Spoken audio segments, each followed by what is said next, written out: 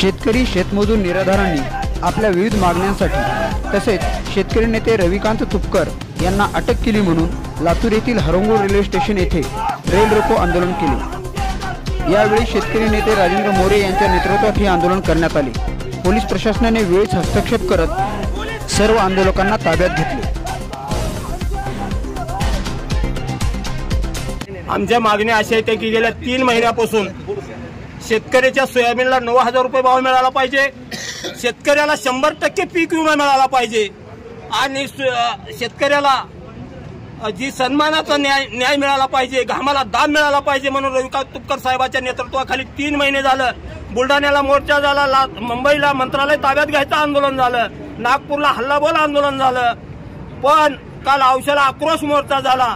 सरकार म्हणून कुणी सुद्धा ह्या शेतकऱ्याच्या भावनेशी बोलायला तयार नाही, म्हणून आम्ही आज रेल रोको करायला निघालो, सरकारचं नाक दाबण्यासाठी निघालो। ही एक आज आम्ही इथं रेल्वे स्टेशनला आलो, आम्हाला मध्ये पोलीस भाऊ जाऊ देत नाहीत, पण ही आमचं असं म्हणणं आहे सरकारने याची दखल घ्यावं, नाही तर आम्ही आता येणाऱ्या काळामध्ये आमचा मसनवाटा झालाय शेतकऱ्याचा।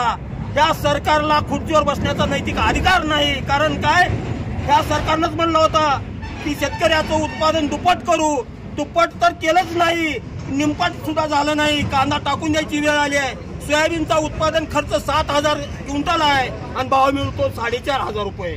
त्या सरकारला कशाला हाणावं ही आम्हाला विचार पडला आहे, म्हणून आम्हाला तीव्र आंदोलन करायची वेळ आज आमच्यावर आली आहे। आम्ही सरकारला इशारा देतो, यावेळेस जर शेतकऱ्याचा विचार नाही केला तर या लोकसभेमध्ये येणाऱ्या निवडणुकीमध्ये शेतकरी तुमची जागा दाखवेल आणि आमच्या घामाच्या लढाईसाठी लढण्यासाठी सज्ज राहील एवढा इशारा देतो। आमच्या शेतकऱ्यासाठी आम्ही सुद्धा कसले गुन्हे दाखल करू द्या आणि आमच्यावर वेळ प्रसंगी आमचा जीव जरी जायची वेळ आली तर आम्ही जीव देऊ, पण शेतकऱ्याला न्याय घेतल्याशिवाय आम्ही आता स्वस्थ बसणार नाही, हा सरकारला इशारा देतो।